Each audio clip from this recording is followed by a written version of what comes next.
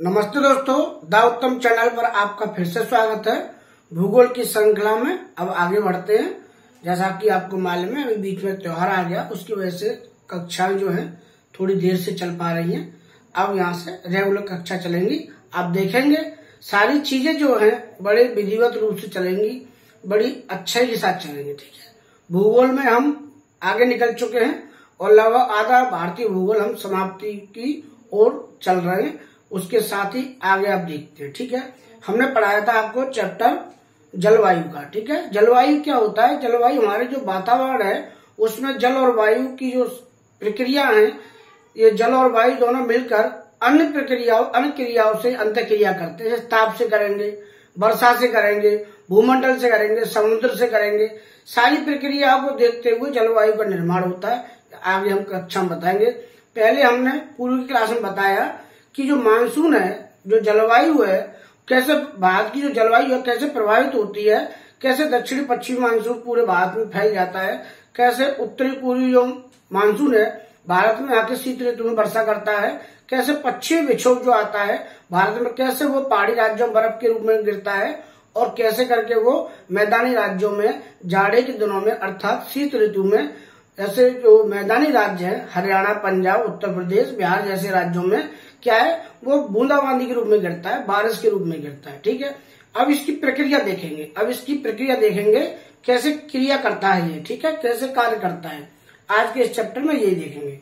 चलिए देखते हैं आज के इस लेक्चर को। आज जलवायु का पार्ट 2 रहेगा। ठीक है, जलवायु का पार्ट 2 रहेगा, चैप्टर नंबर 14। देखिए, ये हमने भूगोल का क्या है मैप लिया है और ये बीचों बीच होकर जो लाइन जा रही है इसको बोलते हैं भूमध्य रेखा। क्या बोलते हैं? भूमध्य रेखा। भूमध्य रेखा। ठीक है, भूमध्य रेखा।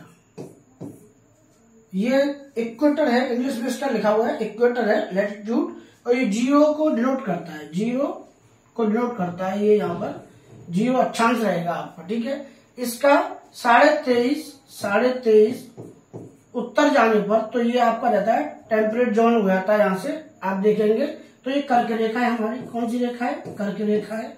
ठीक है, कर्क रेखा। ठीक, और इसके दक्षिण में जाएं, भूमध्य रेखा के दक्षिण में जाएं तो आप देखेंगे इसको बोलेंगे मकर रेखा। क्या बोलेंगे? मकर रेखा। क्या बोलेंगे? मकर रेखा। यहाँ तक हमने आपको बार बार बताया है और कई कक्षाओं में इसके बारे में समझाया है। ठीक है, ये जो आपका क्षेत्र दिख रहा है, ये वाला जो क्षेत्र दिख रहा है, इस क्षेत्र को बोलते हैं उष्णकटिबंधीय क्षेत्र। कौन सा बोलते हैं?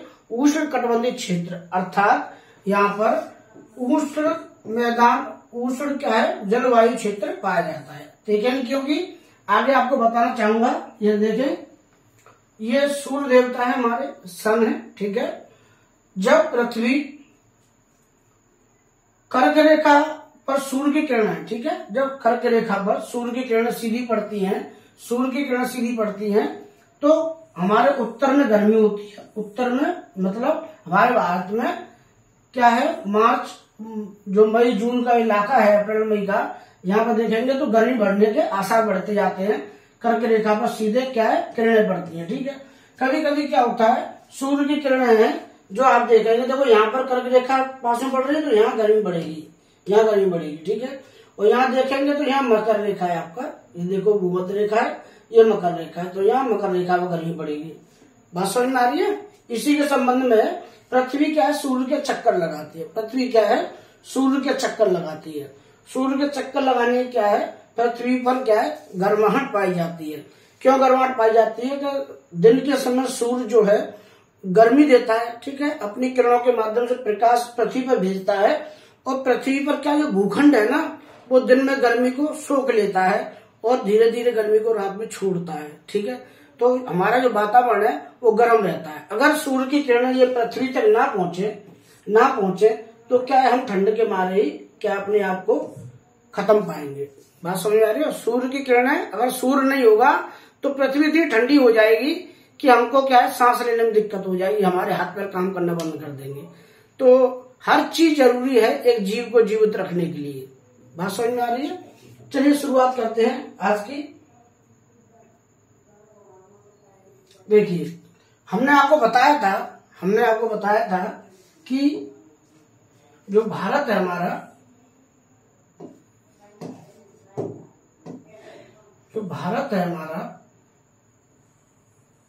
ये मान लीजिए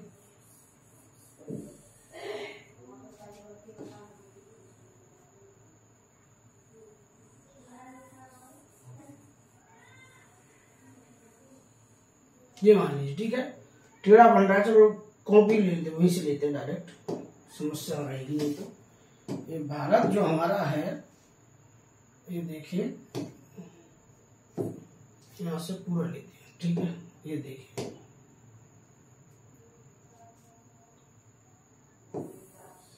ये देखो, हमने बताया हम भारतीय भूगोल के बारे में अध्ययन कर रहे हैं।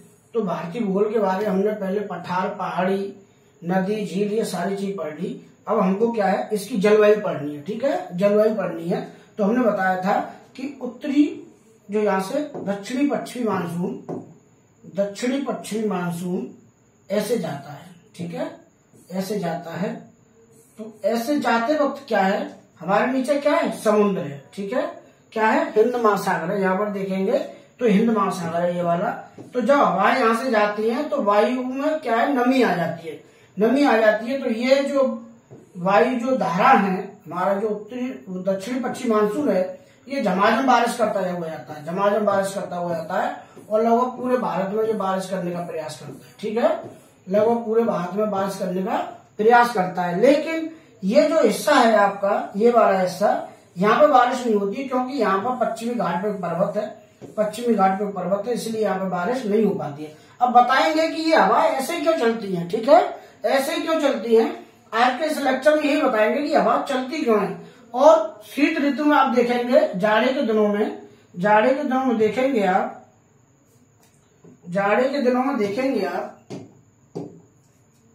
फिजिकल वाला मैप लेते हैं आपके लिए, तब समझ में आएगा। ठीक है, ये देखो, ये फिजिकल वाला मैप है, ठीक है। गर्मियों में तो यहां से ऐसे धारा बहती है और ऐसे करके आपका मौसम क्या है, वायु चलती है, ठीक है। और यहाँ पर क्या खूब बारिश होती है, इस क्षेत्र में खूब बारिश होती है।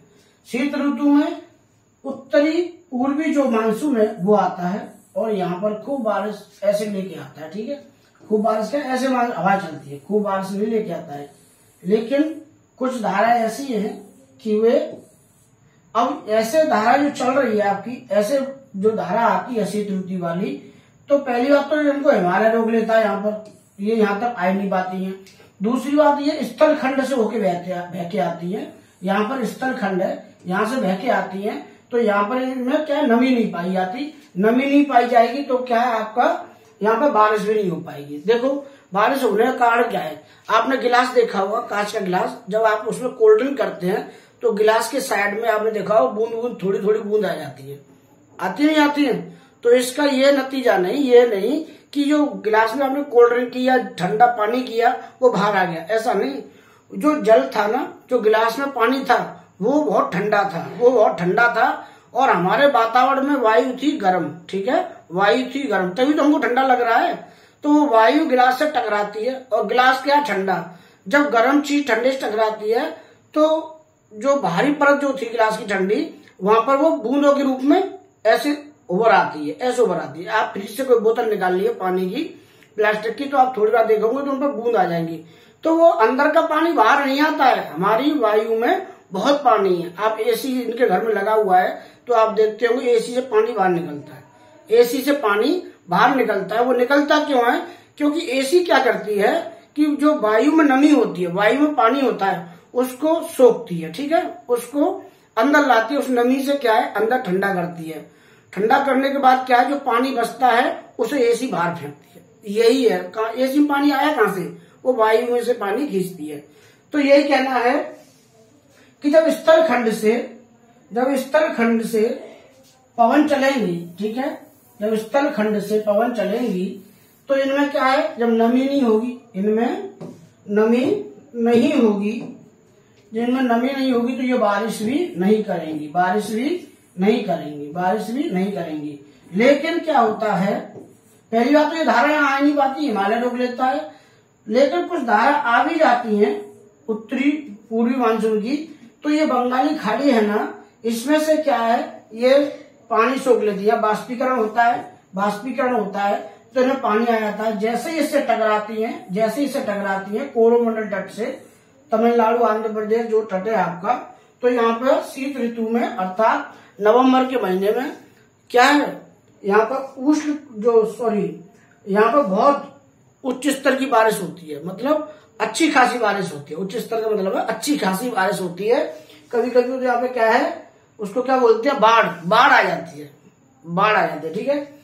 और हमने बताया था शीत ऋतु में इधर से एक जलधारा आती है, ठीक है, इधर से एक जलधारा आती है, वह जलधारा ऐसे जाती हुई, ठीक है, ऐसे जल जाती हुई और ऐसे मुड़ जाती है, ऐसे मुड़ जाती है। तो आप देखेंगे कुछ तो यहाँ पर वो बर्फ जम जाती है, और जो इधर बह के आती है, इधर बह के आती है, वो हमारी क्या है, जो पहाड़ी राज्य हैं जिनमें पहाड़ पाए जाते हैं, वहां पर तो बर्फ के रूप में गिरती है, और मैदानी राज्यों में क्या बारिश के रूप में गिरती है, ठीक है ना। यहाँ तक समझने का प्रयास किया। आज देखते हैं ऐसा होता क्यों है। देखिए शीत ऋतु में क्या है, शीत ऋतु में मौसम की क्रिया, जब सूर्य की किरणें मकर रेखा पर लंबवत पड़ती हैं, तब सूर्य की किरणें कर्क रेखा पर तिरछी पड़ती हैं, ठीक है, जिससे उत्तरी भारत पर शीत ऋतु का मौसम होता है। कहने का अर्थ यह है कि ये हमारी क्या पृथ्वी है, मान लीजिए गोल गोल, अगर सीधा बनाए आपको, चलो सीधा बनाए तो आप देखेंगे, ठीक है, ये मान लीजिए ये आपका पृथ्वी है, तब भी नहीं बनी, देखो इस पर नहीं, चलिए ऐसी मान लीजिए। तो यहाँ पर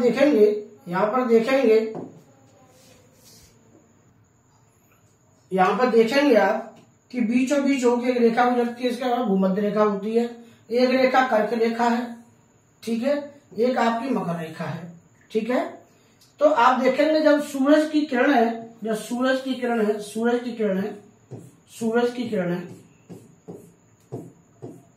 इस पर पड़ती हैं, कर्क रेखा पर पड़ती है, लंबवत पड़ती हैं, तो इसका मतलब है यहाँ पर गर्मी होगी, ठीक है ना। मतलब इसको बोले ग्रीष्म ऋतु बोलेंगे, क्या बोलेंगे, ग्रीष्म ऋतु बोलेंगे, ठीक है ना।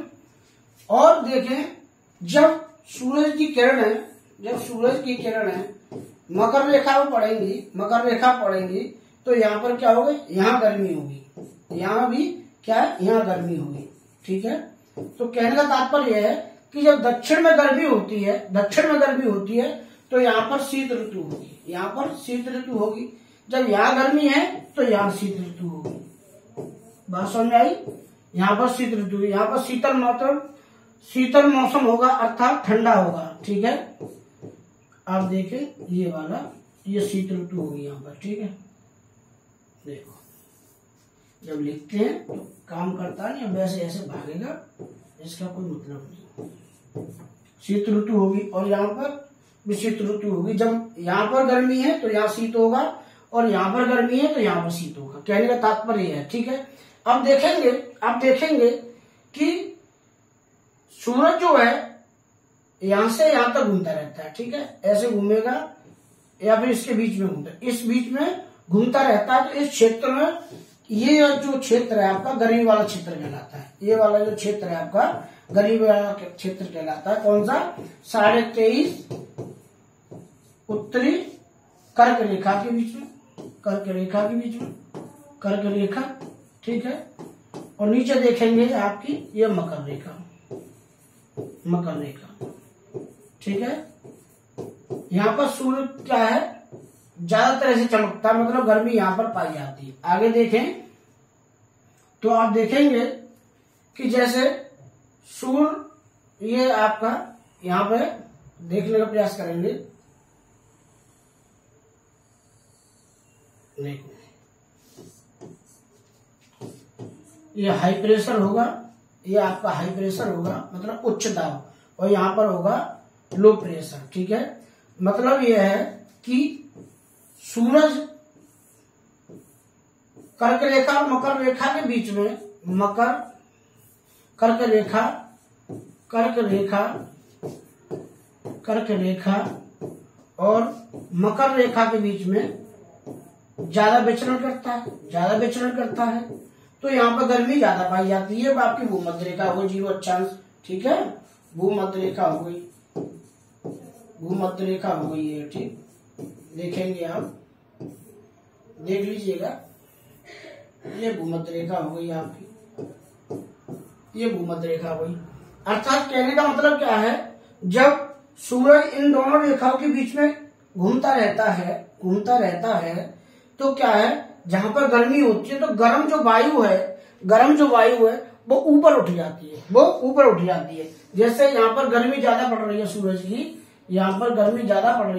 की, तो आप देखेंगे ये मान लीजिए सूरज देवता है, आपके सूर्य है, ठीक है, देवता बोलते हैं लेकिन देवता कोई शब्द नहीं होता अपने आप में, ये क्या है, सूरज होता है। केवल प्रकृति द्वारा प्रदत्त जो हमारे प्लेनेट है, तारे हैं, मंडल हैं, उनका नाम हमने नामकरण कर दिया गया है, और सुविधा की दृष्टि से कुछ देशों में इनको देवता का माना गया, क्योंकि इनकी वजह से सृष्टि चलती है, ठीक है, यही कारण है।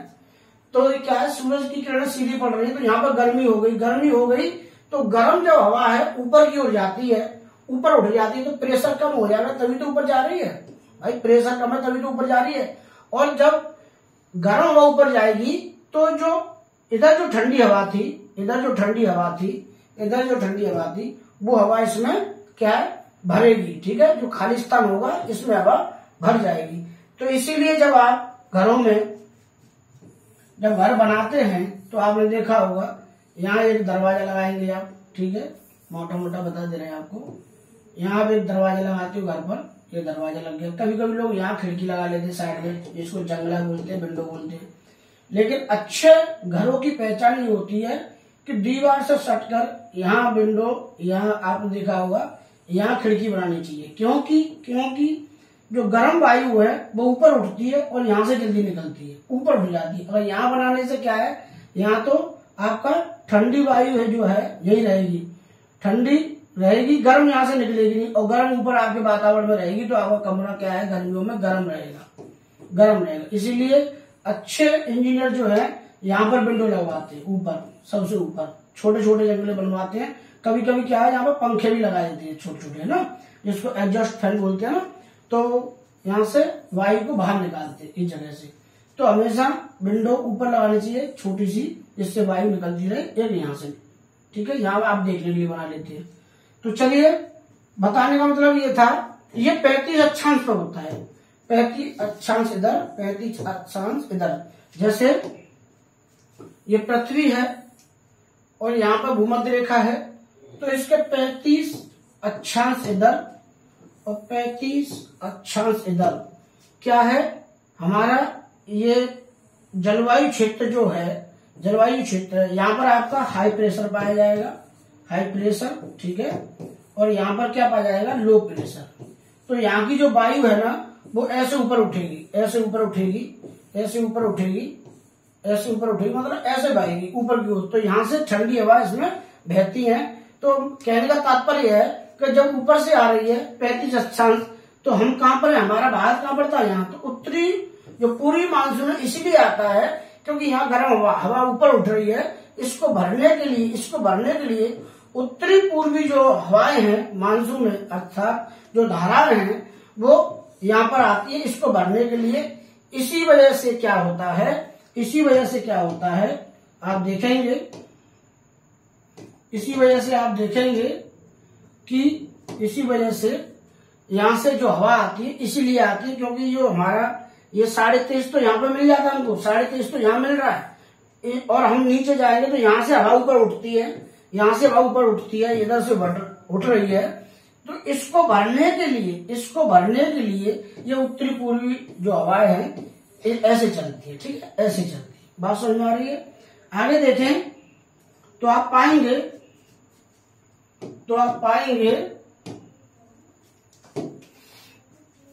शीत ऋतु में हिमालय के उत्तर में मध्य एशिया, तिब्बत, चीन में धरातल से 6 से 12 किलोमीटर की ऊंचाई पर क्षोभ मंडल की सीमा के पास पश्चिम से पूर्व की ओर चलने वाली शक्तिशाली वायु धाराओं को जेट धारा, पछुआ जेट धारा कहते हैं। अब यहाँ पर कहने का तात्पर्य यह है कि आप देखेंगे यहाँ से एक जेट जल धारा चलती है, ये चलती है, और आप ऐसे देखें,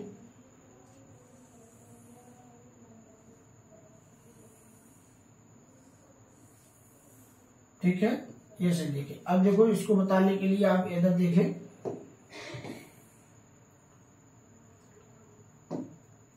पश्चिम से मतलब आप देखें, विश्व का मैप दिखाता हूं आपको, ठीक है, एक सेकंड रुकिए। तो ये जो पश्चिम विक्षोभ है, आप देख रहे हैं भूमध्य सागर से आता है। मैप इसका लगाया नहीं हमने, आपको अगली क्लास में लगा देंगे, ठीक है। इसकी कई क्लास चलेंगी, आप ध्यान रखना। ये पश्चिम विक्षोभ जब आता है, अर्थात आपकी पश्चिमी जेट धारा जो आती है, ये तो आपकी चली जाती है हिमालय से ऊपर, ठीक है, हिमालय से ऊपर चली जाती है। और ये जो धारा है पश्चिमी जो पहाड़ी विक्षोभ है, ये आपका क्या है, भारत में एंट्री करता है, ये भारत में एंट्री करता है, ठीक है। जैसे आप देखें तो क्या कह रहे हैं, ये देखो, वायु धारा को जेट धारा, पछुआ जेट धारा कहते हैं। ये वायु धारा पश्चिम से पूर्व की ओर दिशा में प्रवाहित होती है, इसीलिए इसे पछुआ के जेट धारा के नाम से जानते हैं। ये क्या है, आपका पश्चिम से पूर्व की ओर क्या है, प्रवाहित हो रही है, ठीक है, इसीलिए इसको पूर्वी जो आपकी धारा है, इस धारा को क्या बोलते हैं, पछुआ जेट धारा भी कहते हैं, ठीक।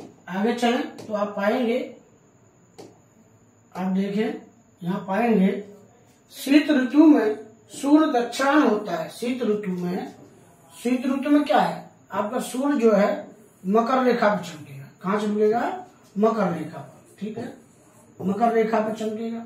मकर रेखा पर जब सूर्य देवता गर्मी देने वाला इंसान यहाँ पर है, तो यहाँ तो क्या है, शीत ही पाया जाएगा, शीत मौसम, ठीक है, शीत मौसम ही है आपका पाया जाएगा। तो हम शीतल मौसम के बारे में पढ़ेंगे, ठीक है। धाराएं भी दक्षिण की ओर खिसक जाती है, तो क्या होता है, सूर्य दक्षिण की ओर होता है, तो धाराएं भी दक्षिण की ओर खिसक जाती है। इसके परिणाम स्वरूप हिमालय जेट धाराओं के मार्ग में आ जाता है। इसके परिणाम स्वरूप जो हिमालय है, जो जेट धाराओं के प्रवाह में आ जाता है। हिमालय की जेट धाराओं के मार्ग में आने के कारण ये जेट धाराएं दो दिशाओं में बढ़ जाती हैं। पहला पछुआ जेट धाराओं की उत्तरी शाखा और पछुआ जेट धाराओं की दक्षिणी शाखा, ठीक है। ये बताने का काम जो हमने किया आपको, यहाँ देखेंगे, ये जो धारा है हमने क्या बताया, ये दो धाराओं बढ़ जाती है, ठीक है। ये आपका ये वाली उत्तरी और ये आपकी तीसरा दक्षिणी भागों बढ़ जाती है, ठीक है। आगे देखें तो आप पाएंगे पछुआ जेट धारा की दक्षिणी शाखा हिमालय के दक्षिण में उत्तर भाग के मैदानों के ऊपर पश्चिम से पूर्व की ओर प्रवाहित होने लगती है। वास्तव में पछुआ जेट धारा की यही दक्षिणी शाखा शीत ऋतु में उत्तर भारत के मौसम पर, उत्तर भारत के मैदान पर महत्वपूर्ण प्रभाव डालती है, ठीक है ना।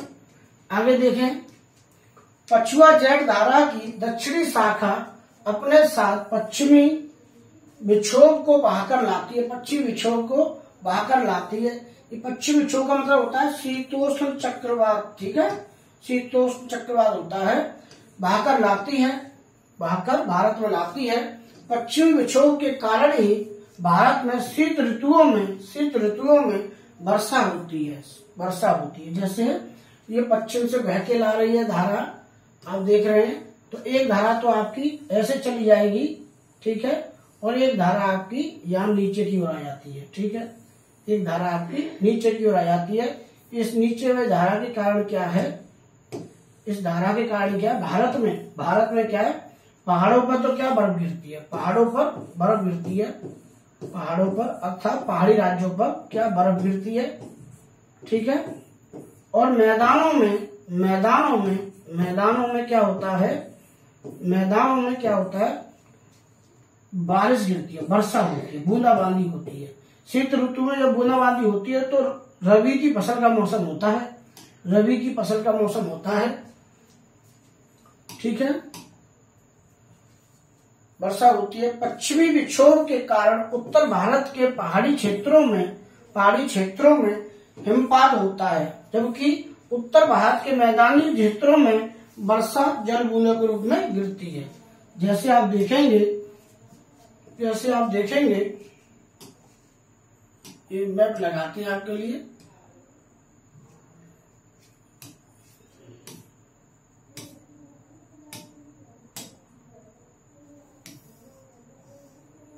जैसे पछुआ पवन जो है आपकी जेड धारा है वो यहां से आएगी, पीछे से आएगी, ठीक है, पीछे से आएगी, तो उसकी एक धारा तो आपकी ऐसे चली गई ऊपर की ओर, ठीक है, और एक धारा आपकी ऐसे नीचे की ओर आएगी, ठीक है।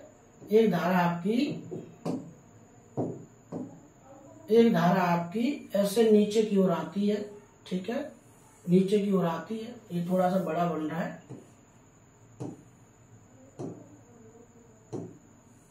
नीचे की ओर आती है। तो इस धारा से जो ये धारा है ये तो आपकी हिमालय से ऊपर चली गई, और ये जो धारा है आपकी, ये जो धारा है ये जो पहाड़ी राज्य है, जैसे आपका हिमाचल प्रदेश है, उत्तराखंड है और आपका जम्मू कश्मीर है, यहाँ पर तो आपका ये बारिश नहीं करेगी, यहाँ पर बर्फ जमेगी। लेकिन जैसे ये हरियाणा, पंजाब, दिल्ली, उत्तर प्रदेश जैसे राज्यों में वर्षा के रूप में गिरती है, वर्षा जब होती है मतलब बूंदाबांदी जब होती है शीत ऋतु में, तो यहाँ रबी का मौसम होता है, रबी की फसल बोई जाती है, ठीक है, रबी की फसल बोई जाती है। इस रबी की फसल में आपने देखा होगा क्या है, गेहूं की फसल में जब गेहूं फसल होती है तो कभी कभी जाड़ों में बूंदाबांदी होती है, तो ये गेहूं की फसल के लिए उत्तम मानी जाती है, मतलब अच्छी मानी जाती है। इससे क्या है, गेहूं की पैदावार अच्छी हो जाती है। जब इस जेड धारा में नमी ज्यादा होती है तो ये कभी कभी बिहार तक चली जाती है, पश्चिमी बिहार तक चली जाती है, बक्सर वगैरह तक, सासाराम तक चली जाती है। अगर इसमें नमी कम होती है तो फिर ये यूपी तक ही बारिश कर पाती है, ठीक है। इसीलिए यूपी में क्या है, गेहूं की पैदावार ज्यादा होती है, ठीक है। हर चीज के पीछे एक कारण है। यहां देखेंगे आप, ठीक है, हिमपात मतलब वही बर्फ के रूप में देख लिया आपने। आगे चलें, आगे पाएंगे पश्चिमी विक्षोभ एक शीतोष्ण चक्रवात है, पहले बता चुके हैं। शीत ऋतु में यूरोप में भूमध्य सागर एक शीतोष्ण चक्रवात का जन्म होता है, ठीक है। भूमध्य सागर में शीत ऋतु में एक शीतोष्ण चक्रवात का जन्म होता है। यह शीतोष्ण चक्रवात वायु द्वारा पश्चिम से पूर्व की ओर प्रवाहित होने लगता है। भूमध्य सागर, काला सागर और कैस्पियन सागर, ठीक है। आप देखेंगे सागर, इनको नाम याद कर लीजिएगा, मैप में देखिएगा। भूमध्य सागर, काला सागर, कैस्पियन सागर तो ऊपर से प्रवाहित होने के कारण इस शीतोष्ण चक्रवात द्वारा नमी की अच्छी मात्रा ग्रहण कर ली जाती है, ठीक है। जब यह शीतोष्ण चक्रवात पछुआ जेट पवनों के माध्यम से भारत में प्रवेश करता है तो इसे हम पश्चिमी विक्षोभ कहते हैं, पश्चिमी विक्षोभ नाम से देते हैं। पश्चिमी विक्षोभ पछुआ जेट धारा द्वारा भागकर भारत में लाई जाने वाली अत्यधिक आर्द्र हवाएं होती हैं, ठीक है। इनमें नमी पाई जाती है, इनमें पानी की मात्रा पाई जाती है, जल की मात्रा पाई जाती है। वास्तव में शीत ऋतु में उत्तर भारत में जो भी वर्षा प्राप्त होती है वह पश्चिमी विक्षोभ आर्द्र हवाओं से ही प्राप्त होती है, ठीक है। पश्चिमी विक्षोभ द्वारा होने वाली वर्षा उत्तर भारत के पहाड़ी क्षेत्रों में अर्थात जम्मू कश्मीर, ठीक है, हिमाचल प्रदेश और देखेंगे आप उत्तराखंड में तो बर्फ के रूप में, हिमपात के रूप में गिरती है, जबकि पश्चिम उत्तर भारत के मैदानी क्षेत्रों में यह क्या है, पंजाब, हरियाणा, दिल्ली वर्षा बूंदों के रूप में गिरती है, ठीक है ना। पहाड़ी राज्यों में बर्फ के रूप में गिरता है और मैदानी राज्यों में बूंदों के रूप में, ठीक। आगे देखें, पश्चिमी विक्षोभ के नाम से जानी जाने वाली शीतोष्ण चक्रवात में नमी की अच्छी खासी मात्रा होती है। इससे उत्तर भारत में पंजाब से लेकर पश्चिमी बिहार तक अच्छी वर्षा होती है, पश्चिमी बिहार तक अच्छी वर्षा होती है। भारत में रबी की फसल के समय पश्चिमी विक्षोभ से वर्षा होती है। पश्चिमी विक्षोभ से होने वाली वर्षा हिमालय के पहाड़ी राज्यों में सेब की फसल के लिए लाभदायक होती है। अर्थात पहाड़ी राज्यों में क्या है, जम्मू कश्मीर में बर्फ पड़ती है तो बर्फ जो है वो किसके लिए लाभदायक है, सेब के लिए लाभदायक है, ठीक है। सेब ठंड के मौसम में पैदा होता है, इसलिए कहते हैं कि जो एक सेब खाता है वो भी डॉक्टर से दूर रहता है। सेब में क्या बहुत सारे गुण होते हैं। जब इतनी ठंड को सहन कर सकता है तो उसके अंदर बहुत सारे गुण पाए जाएंगे। ठीक है, पहाड़ी क्षेत्रों से उत्पन्न होता है।